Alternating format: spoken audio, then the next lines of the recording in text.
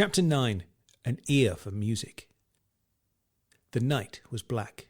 The gondola could only be seen when light from a passing motorboat splashed into the inlet. It glided to the heavy wrought iron gate and stopped. High above, where a narrow strip of sky showed between the tall buildings, the clocks of Venice began to strike 10. A pencil-thin column of light shone on the wrought iron, and there was a clink of metal. Seconds passed, and with a click, the gate swung ajar. James Bond listened attentively and then slipped through the gate and quickly crossed the courtyard he had scouted in the morning. He came to the flight of steps and bounded up them silently on his rubber-soled shoes. In the distance, two cats started a brief skirmish. At the top of the steps was an archway, and beyond it a dimly lit corridor. Bond paused until the only sound he could hear was his breathing and entered the corridor. It was damp and cold and bisected at a distance of about 40 feet by another corridor running at right angles. Bond advanced, coming to two heavy iron doors. Set into the wall beside them was a plaque like the surface of a pocket computer. The numerals glowed red in the semi-darkness. The bricks of the corridor were old, but the doors were new. There was no handle, no lock. Bond was studying the smooth, inscrutable face of the doors when he heard the sound of footsteps approaching. Another door behind him offered sanctuary. He lifted the latch and pressed. The heavy oak door swung back and he stepped into darkness. The smell that assaulted his nostrils was more offensive than anything that damp or decay could muster.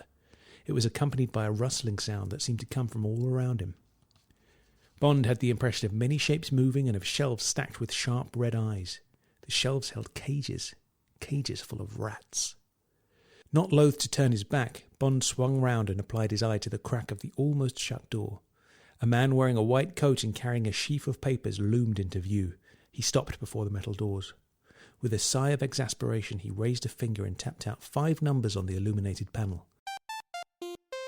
The colours of the numbers selected changed from red to yellow, and the man pressed one of the doors. It opened and the numbers reverted to red as the man went through and the door closed behind him. Bond had little time to see what lay beyond, only that it seemed to be a storeroom. He waited for the man to emerge, but minutes passed and nothing happened. What was he doing down here at this time of night? It seemed to be that there was only going to be one way of finding out. Bond emerged from the livestock store and approached the panel. He hoped that an alarm signal would not be triggered off if he pressed the wrong combination. It had not been easy to see exactly which numbers the man had pressed. Bond concentrated and tapped. 51135. For a fraction of a second, nothing happened. Then the numerals were flooded with yellow. Bond pushed open the door and quickly slipped inside. He was now standing in a dimly lit outer office flanked by filing cabinets and stacks of variously shaped boxes. A second room could be seen through a glass window that one might have expected to find in the viewing chamber of a maternity hospital. It looked into a brightly lit laboratory.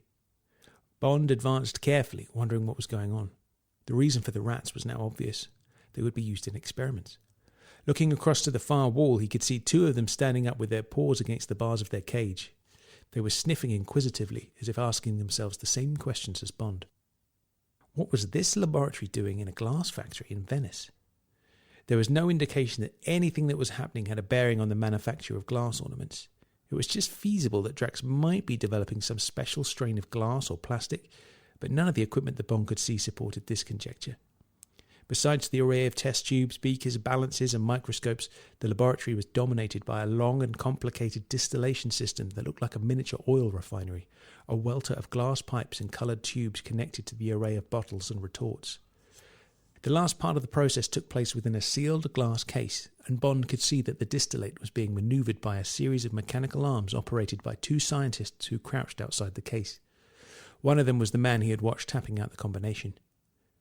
Drop by drop, a quantity of the distillate found its way into a glass vial. The full vial was sealed and passed along a conveyor belt in a convoy of 6 to slide down a gentle slope, where it rested until a guillotine-like glass shield had descended behind it, sealing it off from the main distillation process. One of the scientists now operated another glass screen which permitted the vials to be withdrawn and placed in a giant refrigerator unit. The delicacy of the whole operation and the care taken to seal off the distillate suggested that it must be highly toxic. Bond felt his pulse racing. Now he was onto something. He must get hold of a sample of the distillate. As he craned forward, he received a surprise. One of the scientists moved away from the refinery and returned, pushing 2 spheres like those that Bond had seen on the engineering drawing in Drax's safe. Each was mounted in a structure like a baby's high chair, and Bond noted the curiously shaped hexagonal section around the middle of the globe. One scientist pulled open the lid of the conning tower, and the other carefully inserted a phial freshly filled with distillate. The lid snapped back into place, and the process was repeated with the second sphere. The operation completed, the two scientists carefully manoeuvred one of the spheres to the end of the laboratory and steered it gently out through doors which opened automatically as the trolley approached. Hardly had the doors closed than Bond had entered the laboratory and was moving swiftly to the distillation system. He pulled open the door of the refrigerator and selected one of the phials from the batch that had recently been introduced. Others were covered by a thick rime of frosting. He listened attentively for sounds of the scientists returning and then crossed to the remaining sphere. He must check that the contents of the phial in his hand were identical to those of the sphere. The lid of the conning tower was spring-loaded, and it was necessary to lay the phial he had taken from the refrigerator on one of the wings so that he could grapple with it. He had just succeeded in opening the lid when he heard the sound of returning voices. Telling himself to keep calm, Bond carefully inserted his thumb and forefinger in the opening and closed them about the lip of a phial. He turned to withdraw it and felt the phial tremble as it worked free from his desperately pinching fingers. Cocking his little finger, he was able to support the lid and liberate his hand to grasp the phial just before it dropped. The automatic door slid open as he ducked down and tucked the phial into the breast pocket of his pullover. Skirting the racks of instruments and the workbenches, he returned to the outer office and gently pushed the door closed behind him before rising to his feet. Experience told him that this was the moment to get out and not push his luck, yet he could not resist looking back into the laboratory. The two scientists had returned to the second globe and were preparing to maneuver it towards the automatic doors. Damn! Bond nearly spoke the word as he realised that he had left the phial taken from the refrigerator on the globe's centre section. The scientists could scarcely fail to see it. He was turning away when the trolley began to move, and he heard a cry of alarm that penetrated even the thick glass of the observation panel. One of the scientists lunged forward desperately and the trolley lurched. Bond realised what must have happened. The first movement of the trolley had caused the phial to roll off the globe. What seemed like a puff of green smoke hung in the air, and a bright red light in the ceiling of the laboratory started flashing at the same time as a piercing alarm bell began to ring. With a hissing voice, a green airtight seal appeared around the framework of the door by which Bond had entered the laboratory. As he watched, horrified, the scientists began to stumble towards the automatic doors. One collapsed against a rack of instruments and dragged them with him to the ground. The other reached the doors to find that they did not open. He beat at them with his fists and tried pathetically to prise them apart with his fingers. Within seconds he was clutching at his throat and then sliding down the doors to disappear from view. The air inside the laboratory was now tinged with green, and a sinister coating of green appeared on the inner surface of the viewing panel like slime on the side of an aquarium. Only the rats seemed unaffected, and still nosed inquisitively against the bars of their cages. Bond took a wary breath and felt the outline of the phial against his chest. It would have been less dangerous had it contained nitroglycerin. Eager to escape from the hellish scene before him, he pressed the switch that opened the door to the corridor and quickly retraced his steps to the flight of steps and the courtyard. Now the alarm bell was only a distant buzz, and the wrought iron gate that led to safety was only a few paces away. Bond quickly crossed the courtyard and pulled open the gate. The gondola was not there. He looked towards the intersection that led to the main waterway and saw that it was drifting 20 yards from where he stood. He turned and found himself face to face with Chang. His hand moved for his gun, but it was still coming up to the firing position as the side of Chang's hand caught him in the neck like the edge of a spade. The Walther PPK clattered to the cobbles and Bond fell after it, feeling as if every nerve in his body had been paralysed. A flailing foot swept the pistol aside and another glanced off his ribcage. Had the blow landed on target, it would have stoved in his ribs like the planks of a rotten barrel. Some inner voice of self-preservation brought him to his senses, and he rolled aside and scrambled to his knees. Chang came in again with foot raised, but Bond ducked beneath it and ran for the door that he knew led into the showroom. He felt something damp against his chest and offered a quick prayer that it was only water, if the phial broke.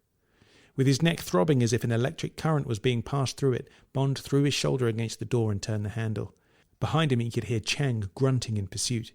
The man moved like a great ponderous crab. The door opened and Bond darted amongst the darkened shelves. Moonlight flooded in above the drawn blinds that faced out on St. Mark's Square. Somewhere nearby there was an orchestra playing. The acrid smell from the workshop permeated the room. Bond waited in the darkness, listening. He heard Chang panting and then the sound of his heavy breathing becoming fainter. A deadly game of hide-and-seek was about to begin. Bond considered the best course of action. The windows were too heavily stacked with merchandise to make diving through the sheet glass a healthy proposition. There was also the phial to think about. The main entrance would make the best point of escape. but that was probably where Chang was waiting. Bond started to pick his way slowly between 2 rows of shelves, groaning under the weight of the antique glass they had to bear. If he could just get to the crash! Like a hurled bale of cloth, Chang launched himself through a shelf and onto Bond. Glassware shattered in all directions, and Bond felt a piercing pain as he was borne backwards into another shelf and through that to the floor. The wind was crushed from his body. Chang's breath against his face stank of the lust to kill. Bond scrabbled desperately for any weapon that came to hand, and his fingers closed around a sliver of broken glass. He drove upwards, and there was a shrill bellow of pain as the fingers burrowing into Bond's windpipe loosened their grip. Bond struck again and wriggled sideways, feeling fragments of broken glass lacerating his shoulders. His right hand was slippery with blood. Chang struggled to hold him, but Bond broke free and picked up a heavy glass vase shaped like an open-mouthed fish. He swung it with all his force and connected with Chang's temple as the Chinaman tried to rise. The vase shattered, but Chang grunted and kept coming. There was a line of blood across his neck and upper shoulder where Bond had gashed him. Bond staggered backwards and found that the way to the front of the shop was cut off. Chang stood with the light behind him and his massive arms standing away from his body. If anything, his tortoise head seemed to be sunk deeper into his shoulders, so that he looked like an unbreakable Humpty Dumpty. He came forward, his elbows brushing the shelves, and Bond shrank back towards the sullen heat of the workshops. Chang's eyes glinted with impersonal hatred, like the slits in a gun turret, but his small, obscene mouth had opened to reveal 2 rows of tiny teeth parted like those of a predatory fish. Bond felt the opening to the passageway behind him and quickly ducked inside. He was still numb from Chang's first blow, but with every movement the chains that shackled his reflexes were loosening. He drove his feet forward and moved into the darkness of the workshops, darkness illuminated by the glowing crucibles that were never extinguished. At the far side of the workshop was the outline of a wooden staircase. Bond ran towards it and collided with something that resounded like a gong being struck. He staggered back, feeling fresh pain, skirted the object and prepared to move forward. Click. A light flicked on behind him and he turned to see Chang grinning at him triumphantly. One blunt hand reached out and Bond stiffened as apprehension gave way to terror. Chang was grasping one of the glass-blower's rods that had been left at the mouth of a glowing crucible. It came away with its tip white hot and Chang slashed at the air as if wielding a sword. He took a step forward and suddenly straightened his arm. Like a tracer bullet, the rod sped for Bond's head. Such was the unexpected speed of the delivery that Bond had no time to duck. There was the sound of ice cracking and Bond's vision fragmented. Before his sizzling eyelashes, the white-hot tip of the poker turned to red and then a furious pink. Bond was standing behind a sheet of plate glass which had received the full impact of the rod. Its tip had been arrested inches from his face. Bond stepped back from the spider's web of glass and completed his journey to the staircase. Now Chang let out a bellow of frustrated rage that was terrible to hear. Chang's foot was on the bottom tread of the staircase as Bond reached the first landing, and he could feel the structure shaking behind him as the Chinaman charged in pursuit. He dashed up the next flight and emerged in a small loft littered with packing cases. Some were open, and in them he glimpsed spheres like those he had seen being filled in the laboratory. There was a pulley system in the corner suggesting that the loft was used as a storeroom. Bond ducked down and listened to his heart pumping, registering the words stenciled on a packing case before him. C&W, Rio de Janeiro. Interesting. But maybe a lead that had arrived too late. As Chang burst into the loft, Bond attempted to utilize his wrist gun. He jerked his wrist back and there was a sharp crack followed by an explosion of fragments and a cloud of brick dust from the far wall. Deadly, but hardly accurate. Chang launched himself forward but checked as Bond sidestepped behind one of the packing cases. Chang's expression as he glanced down at the contents showed that he was well aware that whatever was in the packing cases needed to be treated with respect. Bond ran for a small door in the corner and up a last flight of creaking, cobweb-strewn steps.